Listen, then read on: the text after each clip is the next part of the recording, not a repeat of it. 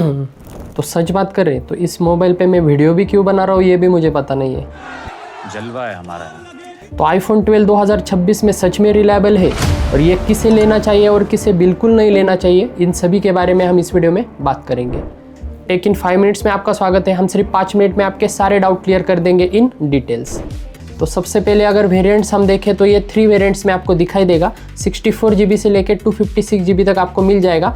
4 GB RAM के साथ ही आता है, लेकिन यहाँ पे स्टोरेज बहुत ही कम है 64 GB, तो इस वजह से इसे आप बिल्कुल पिक मत करना, क्योंकि इसका स्टोरेज ना के बराबर आपको मिलेगा।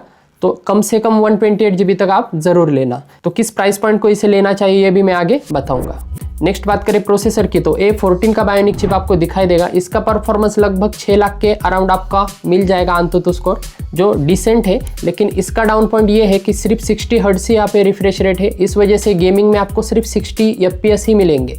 तो ये इसका लिमिटेशन बन जाता है। लेकिन मैं इसे परफॉर्मेंस के लिए लेने के लिए बिल्कुल रिकमेंड नहीं करूँगा, क्योंकि लॉन्ग टर्म अगर आप हाई परफॉर्मेंस रिलेटेड काम करेंगे तो गर्म होगा ये मोबाइल, हीट यहाँ पे आपको लगेगी। शॉर्ट टर्म में इतना नोटिस नहीं होगा। नेक्स्ट बात करें डिस्प्ले की, तो डिस्प्ले बहुत ही टॉप नॉच है इसका। सुपर रेटिना XDR डिस्प्ले आपको दिखाई देगा, जो 6.1 इंचेस स्क्रीन के साथ आता है और पीक ब्राइटनेस भी यहाँ पे 1200 निट्स तक चली जाती है, जो अच्छी खासी ब्राइट है। तो कंटेंट वॉचिंग में आपको दिक्कत नहीं होगी। लेकिन सबसे अगर डाउन पॉइंट की बात करें तो वो है इसकी बैटरी। इसकी बैटरी आपको 4 से 5 घंटा मुश्किल से देगी और यहाँ पे दिन में आपको 2 बार चार्ज करना पड़ेगा इस मोबाइल को। लेकिन अगर चार्जिंग की बात करें तो 20 वाट का आपको वायर चार्जिंग एंड 15 वाट का वायरलेस चार्जिंग आपको दिखाई देगा। वायरलेस चार्जिंग का ऑप्शन है, ये बहुत ही अच्छी बात है। मैगसेफ चार्जर भी आप इस पे यूज़ कर सकते हैं। कनेक्टिविटी की बात करें तो 5G के मोबाइल के साथ आता है और 12 सीरीज से ही यहाँ पे 5G स्टार्ट हुआ था, जो सच में अच्छी बात है। तो ये मोबाइल इसी वजह से मैं यहाँ पे वीडियो बना रहा हूँ कि 5G मोबाइल है, एटलीस्ट ये रिलायबल है आज के तारीख में। NFC के सपोर्ट के साथ भी आता है। लेकिन सबसे इंपॉर्टेंट अगर चीज़ की बात करें कैमरा, तो कैमरा इसका बहुत ही टॉप नॉच है। और अगर आप एक कैमरा सेंट्रिक फ़ोन लेना चाहते हैं तो इसे आंख बंद करके ले सकते हैं, क्योंकि जिस प्राइस पॉइंट पर आपको ये मिलेगा उस पर आप कोई भी एंड्रॉयड देख लो, उतना अच्छा कैमरा आपको नहीं दिखाई देगा। कैमराज की बात करें तो फ्रंट में आपको 12 मेगापिक्सल सेल्फी दिखाई देगा। कैमरा सैंपल्स आप देख सकते हैं, हमने 12 मिनी का भी रिव्यू किया था, उसके कैमरा सैंपल आपको दिखाई देंगे। 12 मिनी और 12 इन दोनों के कैमराज और प्रोसेसर सेम है, इस वजह से आपको फोटोज़ भी सेम ही दिखाई देंगे।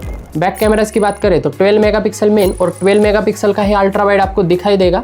कैमरा सैंपल्स आप स्क्रीन पर देख सकते हैं, जो बहुत ही बढ़िया है। पोर्ट्रेट मोड का भी इसका बहुत ही बढ़िया परफॉर्मेंस है। इवन आप वीडियोग्राफी भी देखें तो 4K 60 FPS आपको फ्रंट एज वेल एज आपको रियर में भी 4K 60 FPS दिखाई देगा। और आईफोन अपने वीडियोग्राफी फोटोग्राफी के लिए जाना जाता है, तो कैमराज में तो आपको कोई दिक्कत नहीं होगी। तो ये मोबाइल एक्चुअली किसके लिए रिकमेंडेड है और क्या प्राइस पॉइंट पे आपको इसे लेना चाहिए। तो प्राइस की बात करें तो 18,000 के अराउंड आपको ये दिखाई देगा, अच्छी कंडीशन में आपको मिल जाएगा। लेकिन मैं यहाँ पे डेली ड्राइवर की तरह इसे यूज़ करने के लिए बिल्कुल रिकमेंड नहीं करूँगा, क्योंकि आपका ये दिन निकाल के नहीं देगा। बैटरी लो है इसकी, उसके बजाय आप 2-4 हज़ार और इन्वेस्ट कीजिए और आईफोन 13 आपको दिखाई देगा, जो सच में बहुत ही बेटर मोबाइल है। उसका वीडियो आपको आई बटन्स में मिल जाएगा, तो वो वीडियो ज़रूर देखना। नेक्स्ट बात करें परफॉर्मेंस की, तो परफॉर्मेंस अच्छा है, लेकिन ये ओवर हीट हो जाएगा मोबाइल, क्योंकि लॉन्ग हावर सेशन में यहाँ पे गर्म होगा अच्छा खासा। तो सिर्फ यहाँ पे 2 ही कैटेगरी के लोगों के लिए मैं रिकमेंड करना चाहूँगा। जिसे कैमरा सेंट्रिक मोबाइल चाहिए तो इसका कैमरा बहुत ही बेस्ट है। आप कंटेंट क्रिएशन रिलेटेड काम करते हैं तो इसे ले सकते हैं। एज अ सेकेंडरी फ़ोन भी आप इसे यूज़ कर सकते हैं। तो इन 2 चीज़ों के लिए आप इसे कंसिडर कर सकते हैं। और तीसरे कैटेगरी के लोग होते हैं जिन्हें सिर्फ लोगो चमकाना होता है। तो आपको अगर लोगो ही चमकाना है तो मेरे कहने से तो क्या, आप तो भगवान के कहने से भी नहीं रुकेंगे। आपकी मर्ज़ी, आपके पैसे, जैसा इन्वेस्ट करना चाहे कर सकते हैं। लेकिन मैं फिर भी यहाँ पे कहूँगा कि आईफोन 13 के साथ ही आप जाइए, 2-4 हज़ार और इन्वेस्ट कीजिए, क्योंकि वो ज़्यादा रिलायबल है। और उसमें आपको 2027 तक अपडेट दिखाई देंगे, इसमें सिर्फ आपको 2026 तक ही अपडेट दिखाई देंगे। लेकिन वो भी इतने अच्छे नहीं है। मतलब अगर आपने अपडेट किया तो स्टोरेज भी कम हो जाएगा और मोबाइल भी आजकल स्लो हो रहे हैं।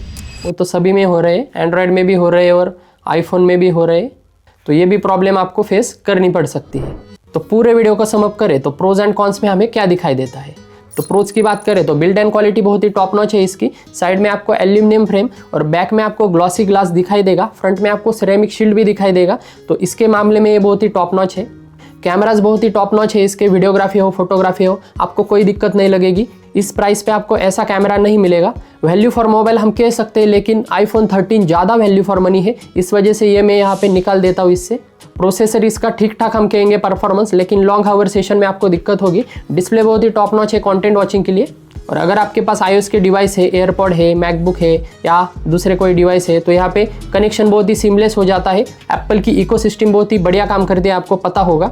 4K 60 FPS सपोर्ट आपको दोनों में दिखाई देगा और सिनेमैटिक मोड यहाँ पे आपको दिखाई नहीं देगा। आईफोन 13 में वो मिलता है आपको 1080p पे।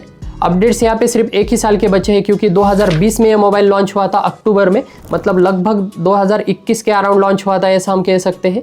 और स्क्रीन ऑन टाइम सच में कम है, 4-4.5 घंटे मुश्किल से देगा।